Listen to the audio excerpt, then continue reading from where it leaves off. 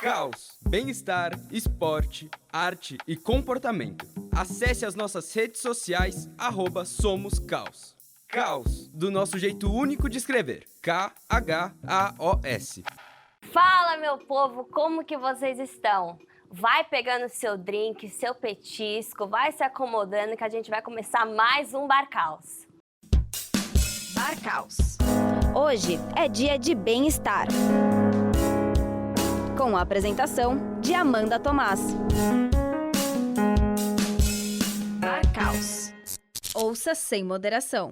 A nossa convidada de hoje é bem especial. Ela é uma comunicadora, pesquisadora e criadora de conteúdo, Júlia Tessitori. Obrigada por ter aceitado o nosso convite. Eu que agradeço o convite, Amanda. Ai, obrigada.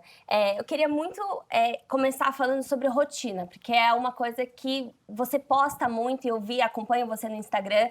E você tem o curso Rotina Perfeita, o que é incrível, ajuda as pessoas a ter esse direcionamento. O que te levou a criar esse curso? Você tinha uma dificuldade de ter uma rotina, de ter algo que você seguia sempre?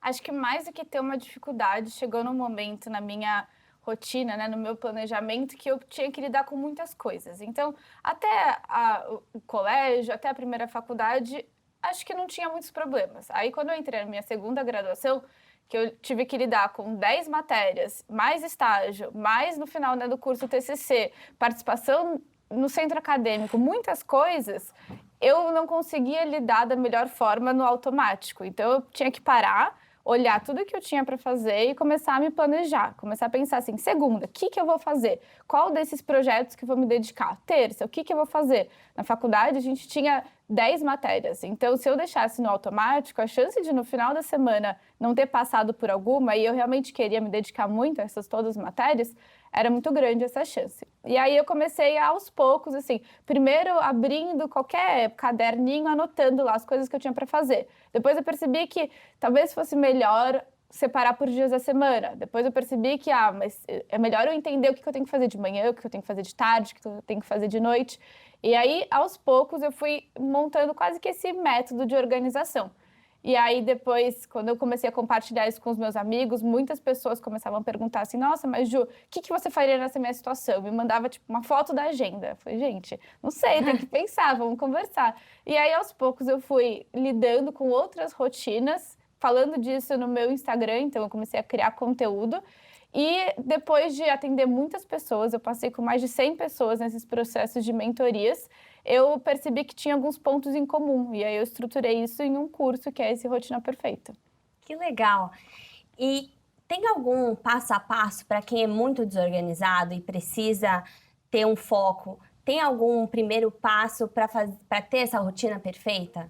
Acho que se fosse para falar em um primeiro passo, tem uma regra que é meio que básica, que é você entender quanto de tempo você tem disponível. Então, nessa sua rotina, nessa sua agenda, eu sempre tento pensar de uma forma semanal, quanto de tempo você tem disponível e quanto de tempo você quer dedicar para os seus projetos. É uma conta, assim, você tem um tanto e você quer, desse tanto, gastar uma quantidade de horas, talvez, para cada projeto.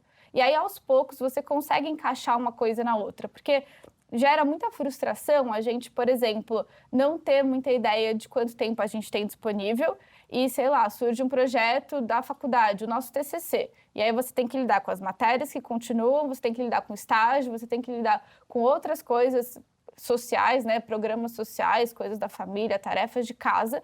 E aí você coloca na sua cabeça, tá, então todo dia eu quero caminhar com o meu TCC, ou então, eu quero entregar minha introdução semana que vem. Só que você não passa por esse cálculo, então é meio que um chute. E aí a chance de você ficar meio que batendo nessa tecla e se frustrar toda semana é muito grande. E não entregar o que você quer entregar, né? Sim, então pensa sempre nessa conta. Quanto de tempo você tem disponível, quanto de tempo você quer se dedicar para cada atividade, cada área e ver se essa conta fecha. Também não adianta você elencar 20 projetos numa carga horária de, sei lá, 200 horas, sendo que você tem disponível 50 horas semanais. A chance de você se frustrar com isso é muito grande. Então, acho que essa é a primeira regra, a primeira continha básica para a gente fazer. Sim. Ter um lifestyle que combine com a nossa agenda, com o nosso dia a dia, é essencial para a gente conseguir ter uma rotina mais estruturada. Qual Qual que é a melhor estratégia para a gente conseguir ter essa rotina mais estruturada? Acho que não só você identificar quais são esses projetos em aberto, o que você tem que fazer a cada semana, é muito importante também você definir para onde que você quer ir. Então, eu tento sempre entender tanto os nossos objetivos, essas nossas metas, como esses nossos hábitos. Então, tenta pensar assim, você tem que ter um objetivo, alguma meta de eu quero entregar meu TCC, eu quero ter um bom desempenho na faculdade, eu quero ser promovida para algum cargo, eu quero passar no programa de estágio, tem um objetivo. Só que isso é o ponto final. O que você vai fazer? Qual que é o caminho, né? Exatamente, a cada semana para chegar nesse ponto final. E muitas pessoas não conseguem ter esse exercício de apontar assim, eu quero chegar ali. E aí você vai tentando, vai meio nesse automático, só que se sente perdida, porque se você não tem um objetivo, meio que qualquer caminho pode gerar essa frustração, porque você não sabe muito bem para onde você está indo, você não consegue tomar uma decisão de tipo, como que eu vou priorizar? Será que é melhor eu me dedicar para isso ou para aquilo? Qualquer decisão que você tomar vai gerar essa frustração, porque você não sabe para onde você está indo, né? Então, eu acho que é sempre legal pensar, mas também não só pensar nesse ponto final, mas também nesse percurso, né? Pensa que, sei lá, na nossa semana, no nosso ano, a gente tem esse ponto final como objetivo, mas é um momento que, assim, às vezes dura 2 horas, 1 hora, assim, você recebeu a ligação de que você foi aprovada. Mas se você só consegue desfrutar ou aproveitar, né, esse momento único de 1 hora, 2 horas dessa euforia, assim, também é muito difícil você lidar com uma vida com, tipo, só esses momentos muito particulares. Então, é muito importante. E o processo que dá essa conquista, né? Exato. Muitas pessoas, elas veem, né, o cume, o topo. E aí, como que chega lá, né? As pessoas querem sair daqui para vir para cá. E como que eu faço? Eu acho que esse caminho é o mais importante, porque é onde a gente tem o nosso respiro, é onde a gente vai entendendo como as coisas funcionam, como você funciona, como você lida com as frustrações, com as conquistas. Eu acho isso muito legal. Sim, e é comum que a gente só enxergue nas outras vidas, rotinas, esse ponto, né? Então, nossa, aquela pessoa conseguiu entregar um TCC com nota 10, ou aquela pessoa conseguiu aquele emprego que eu tanto queria. Só que é muito difícil a gente ver o percurso. Então, a gente acaba comparando o nosso percurso com o resultado de alguém que talvez a gente não tenha visto todas essas etapas, né? Isso gera muita frustração. Parece que ou aquela pessoa conseguiu aquilo do nada, foi sorte, que é a gente que tem que ficar batalhando, né? Eu sempre também toco na tecla de que as realidades são diferentes. Então, se você quer chegar no ponto X, você não é só chegar no ponto X, é da onde que você vai sair. Sei lá, você abre o seu aplicativo de viagem para ir para algum lugar, ele não vai te dar só esse percurso final, ele tem que saber de onde você está saindo, né? E às vezes a gente se compara com outras pessoas que estão em outros patamares. Não adianta eu me comparar, por exemplo, na minha área de pesquisa com alguém que está há 30 anos pesquisando alguma coisa. A pessoa já passou 30 anos pesquisando, exato, né? Ela saiu de outro lugar ou ela saiu há muito mais tempo. Hoje ela está em outro patamar. Então, são coisas que muitas vezes ficam um pouco escondidas, que a gente não revela tanto. Então, é muito fácil você se frustrar ou se comparar com outras realidades. Sim, galera, nem sempre a grama do vizinho é tão verde assim, não é fácil. E, Ju, você fala muito sobre o mapa dos sonhos, né, no seu curso. Explica pra gente o que é o mapa dos sonhos. Eu sempre comento que a minha visão do mapa dos sonhos é um pouco mais cética. Eu não sei, enfim, se vocês conhecem o mapa dos sonhos, mas a ideia é que você trace quais são esses seus sonhos para daqui 6 meses, daqui 1 ano.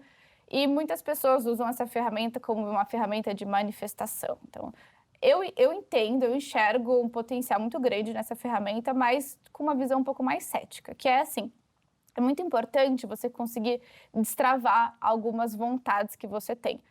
Por, sei lá, pressão social, muitas vezes a gente não consegue nem se imaginar fazendo alguma coisa diferente do que aquilo que os nossos pais querem que a gente faça, do que aquilo que a maior parte dos nossos amigos está fazendo. Então, vamos supor, eu entrei na faculdade de economia e não estou me sentindo muito feliz com aquilo. Existe uma barreira muito grande, um bloqueio muito grande para me permitir sonhar com, sei lá, abrir a minha loja de bolos. Como que alguém que tem diploma em economia, alguém que está na faculdade, na melhor faculdade de economia, vai fazer isso, né? Existe essa barreira. E eu acho muito legal essa ferramenta do Mapa dos Sonhos, que te permite pontuar esses sonhos como quem não quer nada, sabe? Você vai lá e coloca assim, nossa, e se isso acontecesse? Nossa, e se eu realmente conseguisse abrir uma fábrica de bolos, conseguisse começar a vender bolo? E aí, a partir desse momento que você usa essa ferramenta para desbloquear um pouco, para ultrapassar essas barreiras meio que sociais, você também consegue sentir, uma forma de termômetro, o quanto que aquilo realmente é um sonho para você ou não. Então, eu gosto de usar essa ferramenta como esse termômetro. Você pensa assim, nossa, eu tô com a minha loja de doces. Isso tá te deixando animada? Isso deixa, assim, esse coração quentinho, sabe? É o tipo de sentimento que é difícil da gente compartilhar, mas eu acho que quando você sente, você sabe, né?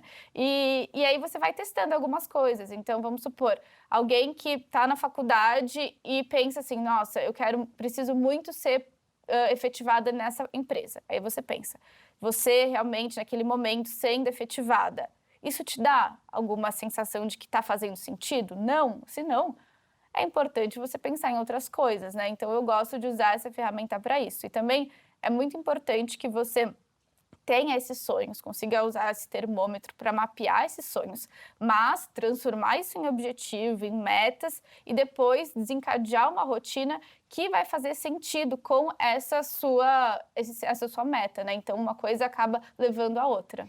E todos os estudantes, né, quem está na faculdade, quem tem estágio e trabalha, muitos têm dificuldade e tem um bloqueio de sentar e estudar mesmo. Como que a pessoa lida com esse bloqueio? Tem alguma estratégia que isso acontece, só que de uma forma mais tranquila? Essa é uma questão que acho que todos os estudantes passam. Assim, é muito difícil alguém entrar na faculdade e já, saber exatamente como estudar, como lidar com as matérias. Então, é algo que é muito comum. Eu acho que a gente tem que entender, voltando naquela questão, quanto tempo você tem disponível. Se você está no estágio, se você, sei lá, tem algumas outras atividades em casa, você é responsável pela sua alimentação, pela limpeza da sua casa, se você tem essas atividades que acabam ocupando a sua semana, o seu tempo dedicado aos estudos vai ser menor. Se você tem, talvez, esse privilégio de poder se dedicar muito aos estudos e você realmente quer fazer isso, o seu tempo vai ser maior. Então, eu sempre começo disso. Quanto tempo você tem disponível para se dedicar aos estudos? Depois, é muito importante você também, vamos supor, Ju, eu tenho só 30 minutos por dia. Ok, melhor a gente olhar de uma forma objetiva e lidar com esses 30 minutos do que a gente ficar todo dia se punindo por não ter conseguido ler um texto de 200 páginas, sendo que você, para ler um texto de 200 páginas, precisaria de, 4 horas, e olhe lá. E aí eu costumo bater um pouco nessa tecla de que, com certeza, na aula você vai ter que participar. Então, assim, você vai ter que ir até, sua faculdade, ou se for à distância, abrir o seu computador. Então, se você vai necessariamente se dedicar, 3 horas na sua aula, né, nem que seja só participando assim, passivamente, melhor a gente aproveitar esse tempo. Então, eu tento sempre conscientizar as pessoas de que você pode usar o tempo de aula como tempo de estudo. Só que não adianta você chegar meio que sem entender o que está acontecendo, às vezes você nem sabe qual que é a matéria, você só chega lá na correria, senta, você não vai conseguir absorver todo o conteúdo possível. Então, é legal você se preparar antes, entender qual que é o texto que vai ser dado, qual que é o tema da aula. Durante a aula, prestar atenção, anotar. E no final, se possível, passar esses 30 minutos que você tem disponível para poder reler as suas anotações. Então, eu acho que isso é muito importante. E agora a gente vai para o nosso interprograma Descausando, para dar uma descausada na vida. A gente sabe que encarar uma segunda-feira após o famoso sextou é triste, mas não volte a dormir ainda. O Descausando de hoje vai te ajudar a mandar aquela preguiça pra bem longe. Primeiro de tudo, no domingo à noite, tire uns minutinhos para organizar o seu dia de amanhã. Veja seus compromissos dessa nova semana. Separe seus objetos de trabalho e dê uma olhada no clima para não errar no look, né? A nossa semana até pode ser um caos, mas o que nos ajuda a organizar essa bagunça é ter uma agenda ou escrever nas notas do celular compromissos, consultas e datas especiais. É legal definir horários e o que será feito, sendo a primeira tarefa muito simples de se resolver. Tenha sempre algo que te motive a continuar. Pense em tomar um café da manhã mais nutritivo. Assim você vai ter mais disposição durante o seu dia. Espero que o Descausando tenha te ajudado. E bora para mais uma dose do nosso papo. Estamos de volta no nosso Bar Caos com a comunicadora e pesquisadora Giulia Tessitori. Ju, o que você faz quando bate aquela preguiça? Porque tem dia que bate. Com certeza, e eu acho que para todo mundo, assim, a gente pensar que isso não acontece com alguém é um erro crucial, assim. E eu acho que é muito importante a gente entender, isso exige bastante tempo de, sei lá, autorreflexão, né, esse autoconhecimento, de você entender o que é essa preguiça que bate, que eu tenho que superar, e o que é um cansaço real. E, normalmente, quando a gente está em alguns momentos de preguiça, é normal que a gente comece a negociar com a nossa cabeça. Não sei se você já passou por isso, mas sei lá. Você pensa que você quer acordar cedo e aí você coloca o despertador, toca o despertador e aí, ao invés de você cumprir com aquilo que você tinha planejado, você pensa, nossa, mas será que eu tenho mesmo que levantar agora? Será que o que eu tenho para fazer é tão importante? Hoje.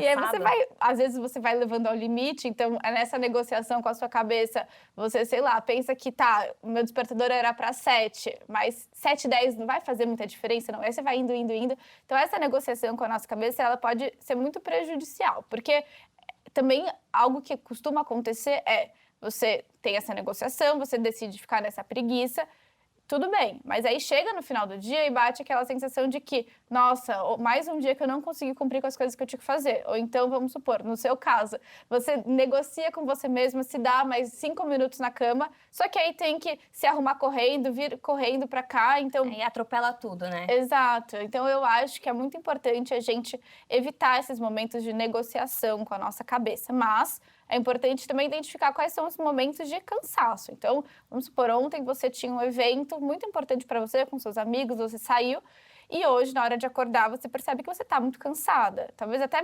melhor do que na hora de acordar perceber que você está realmente cansada e não só com preguiça, seria na hora de dormir você já sabe que você não vai conseguir dormir a quantidade de horas necessárias. Então, já altera esse seu alarme para não ficar criando esses momentos de negociação com a nossa cabeça. Sim. Ô, Ju, quando eu era menor, eu falava que eu detestava a rotina. Eu achava que a rotina era uma coisa dura, rígida. E aí, quando a gente vai amadurecendo e me perguntam como que é a sua rotina, para mim é uma das coisas mais preciosas, porque me ajuda a ter foco e determinação para chegar onde eu quero chegar.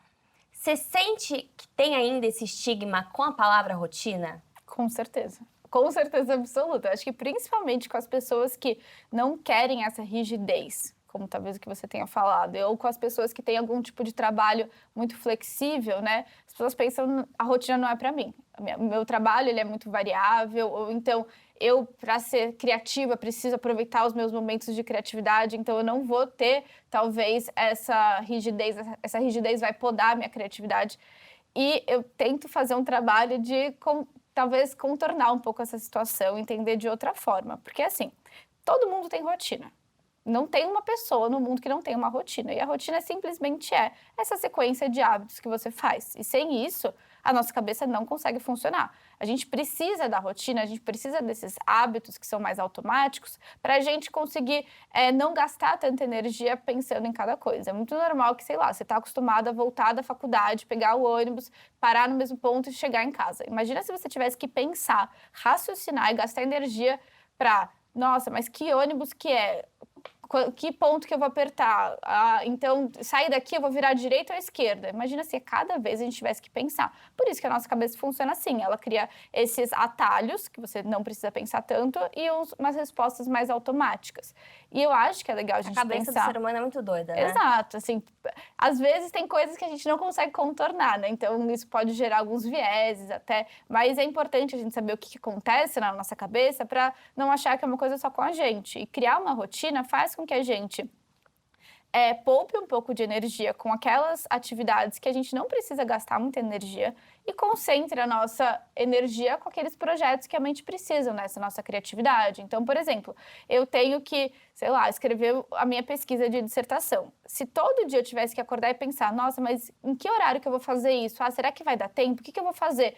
Eu vou gastando uma energia, aí chega, eu consigo, sei lá, 2 horas. que é pra você usar essa energia, né? Não vai, aí você tá muito cansado. Até você consegue executar o trabalho, só que você acaba o dia muito cansado, né? Então, eu acho que é legal a gente pensar na rotina como talvez uma forma, né, a gente se dedicar a montar essa rotina como uma forma da gente poupar energia naquilo que pode ser poupado e gastar energia naquilo que a gente quer realmente aproveitar esse nosso potencial criativo ou de, enfim, o trabalho mais intelectual, assim, né, que a gente tem que pensar. Então, eu sempre falo que é como se fosse no computador. Você tem essa memória de funcionamento e a memória que você talvez não precise ficar gastando tanto tempo com o que vai ficar nesse seu HD, por exemplo. Sim. E muitas vezes a gente deixa o nosso autocuidado, a nossa saúde mental mais de lado, porque a gente tenta focar tanto em algumas coisas que acabam que a gente gasta energia no lugar errado. Como que a gente consegue incluir prática de autocuidado para melhorar nosso desempenho e a nossa saúde mental? Acho que é muito importante você sempre pensar que você não pode descansar se sentindo culpada por estar descansando. Então, sei lá, no final do dia... Tem o negócio da culpa, né? Exato. No final do dia, você tá muito cansada e você liga a TV e você se sente culpada do tipo, não fiz tudo que eu deveria ter feito, era pra eu estar lendo e não fazendo isso, não assistindo essa série. Com essa culpa, a chance de você realmente aproveitar esse tempo e ser um tempo de descanso, a chance é muito menor. Então, eu acho que é importante a gente entender e programar, inclusive, esses nossos momentos de descanso, esses intervalos, porque programando ou não, eles vão acontecer. Vai ter um momento que você não vai conseguir mais lidar com tudo isso. Então, é melhor você programar. Então, vamos supor, no horário do almoço, ao invés de almoçar correndo, programa 2 horas para você poder, talvez, cozinhar a sua comida, comer com calma, ter um tempo de 20 minutos de soneca da tarde, ou então de descanso, de ficar no celular até. E eu acho que programando isso, quando as pessoas me falam assim, mas na minha rotina não cabe tempo de descanso. Não, o tempo de descanso faz parte da sua rotina. Não Ele tem é necessário, como, né? exato, não tem como você não considerar alguma coisa que é essencial, né? Então, eu consideraria os nossos tempos de descanso, de lazer, de autocuidado como parte da rotina. Legal. E hoje em dia a gente é muito bombardeado com estímulos da internet e acaba que a gente gasta muito tempo consumindo conteúdos que são irrelevantes. Como que a gente consegue ter um autocuidado e se policiar mais para não ficar o tempo inteiro ali consumindo esses conteúdos que são irrelevantes e perdendo tempo com coisas que a gente devia estar gastando a nossa energia e focando no que a gente precisa fazer? É algo que acho que todo mundo passa, né? Hoje em dia, com o celular, são poucas as pessoas que não têm esse certo vício de, tipo, deu 2 segundos de pausa, esse microtédio já me faz pegar o celular. Ou então eu tô lendo um parágrafo, né? aí eu travo em uma sentença que eu não entendi, pego o celular. É automático, então é muito difícil a gente quebrar esse ciclo. Tem algumas coisas que são meio que óbvias até, mas que funcionam. Se você, por exemplo, vai estudar, se você conseguir deixar o seu celular em outro lugar, já quebra um pouco esse ciclo, porque quando você for pegar lá o celular, você vai dar uma procurada, não vai estar lá. A chance de você levantar e ir procurar, ou ir até a cozinha, pegar o seu celular é um pouquinho menor. Então, se a gente vai criando essas barreiras, acho que acaba facilitando, né? E também é importante você ter a consciência de como que isso acontece, né? Tudo bem que é um movimento quase que automático, mas quando você sentir essa vontade de pegar o celular, parar e pensar, por que eu estou fazendo isso? Então, surgiu alguma dificuldade, alguma barreira dos meus estudos, ou eu estou entediada com o meu trabalho? Por quê? Tá bom, tudo bem, eu vou pegar o meu celular, mas pelo menos começa a trazer um pouco mais para a consciência, não virar um processo automático, porque para ele ser automático e meio que viciante, é muito fácil, porque é um sistema de estímulo, assim, você tá nesse tédio, aí você pega o celular e tem essa recompensa variável. Então, você não sabe quando que vai ter um like, quando que vai ter um comentário, quando que vai ter um e-mail importante, uma resposta no WhatsApp. É um ciclo vicioso. Exato. E aí, quando você olha, às vezes tem lá uma mensagem, uma recompensa de que, da próxima vez você tem que olhar de novo, porque vai ter uma coisa interessante ali para você sair desse tédio, né? Então, trazer um pouco mais para a consciência esse processo é bem legal. E tem outras formas, assim, tem um processo, uma técnica que se chama Pomodoro, eu falo bastante até lá no meu Instagram, que é você intercalar os momentos de foco com os momentos de descanso, para você, sei lá, tem 25 minutos de foco, é quando você percebe que tá chegando lá perto dos 25 e dá essa vontade de pegar o celular, você pensa, nossa, não, eu preciso aguentar pelo menos os 25, porque daqui 5 minutos eu vou poder olhar o celular, né? Então você vai quebrando um pouco esse ciclo. Eu acho que é a melhor forma da gente lidar um pouco com esse vício no celular. A ansiedade, cara, é um mal do século, não tem como escapar disso. Como que a gente consegue ter constância nas nossas tarefas sem ficar ansiosa? Acho que uma resposta muito complexa, assim, né? Mas talvez o primeiro de tudo seja você começar a identificar esse processo de ansiedade, assim, e compartilhar e tentar entender mais sobre. Então, talvez conversar com os seus amigos sobre algumas questões, ou ter um acompanhamento até terapêutico em relação a isso, ou então, enfim, pesquisar na internet ou ler alguma coisa sobre, começar a trazer essa preocupação mais para a sua realidade, né? Porque também não adianta a gente falar assim, nossa, eu sou ansioso, vou pegar aqui essa rotina, pronto, vai resolver. Se a gente não entende qual que é esse processo, a gente pode até acertar, tipo, fazer uma coisa lá e dar certo, mas é um pouco mais difícil. É importante a gente entender o processo. E aí, identificar o que pode me ajudar a lidar melhor com isso. É incluir, talvez, né, terapia na minha semana? É talvez incluir mais momentos de autocuidado? É talvez incluir mais momentos de lazer, de, enfim, experiências culturais? Porque isso também faz com que a gente consiga lidar um pouco melhor com essa questão da ansiedade. Então, eu acho que a rotina ela é importante, mas também é importante você entender o que você pode cultivar no seu dia a dia para lidar com um sentimento que, assim, é normal você se sentir um pouco ansioso com alguma questão, mas não é por isso que você vai meio que abafar esse sentimento e deixar ele de lado, né? É importante a gente processar o que está acontecendo. Ju, aqui a gente gosta de fazer um bate-bola, jogo rápido. Topa? Claro. Então vamos lá. Acordar cedo ou pro dia render ou deixar para acordar um pouco mais tarde para descansar? Acordar cedo, com certeza absoluta. Mexer no celular ou desconectar umas 2 horas antes? Acho que desconectar umas 2 horas antes. É bom, né? Sim, antes de dormir, antes de fazer alguma atividade, é bem melhor. Compromissos fixos, que eu ouvi que você fala muito, ou tarefas que vão surgindo durante a semana? Compromissos fixos. Eu sou uma pessoa da rotina, né? Não tem como falar Você outra gosta coisa. da rotina, mas é bom. E a última, agenda de papel ou digital? Digital, com certeza absoluta. Eu sou muito fã da agenda digital. Mais fácil acesso, né? Sim, com certeza. E ajustes, enfim, é algo que eu falo muito sobre e que, para mim, eu não abro mão. Ju, que delícia te receber aqui. Infelizmente, nosso papo tá acabando. Eu queria deixar esse espaço para você falar sobre suas redes sociais, para se divulgar. O espaço é seu. Claro. Bom, essa foi um pouco da conversa que eu tento levar lá para o meu Instagram, que é a minha principal rede social hoje. Além do meu Instagram, tem o meu canal no YouTube, mas lá no Instagram eu tento compartilhar um pouco sobre como criar uma rotina. E eu também tenho criado esse curso, que é o que a gente conversou hoje, que é o Rotina Perfeita, que é um curso que te ensina a, do zero, criar essa rotina e não só planejar ela, criar essa rotina, mas executar de uma forma que seja saudável e sustentável a longo prazo. Eu acho que é isso. E você que curtiu o nosso conteúdo, você gosta da Caos, gosta de acompanhar a gente, não deixa de seguir a gente nas redes sociais, @SomosCaos. Caos, do nosso jeitinho único de escrever, KHAOS. Obrigada pela companhia e até a próxima.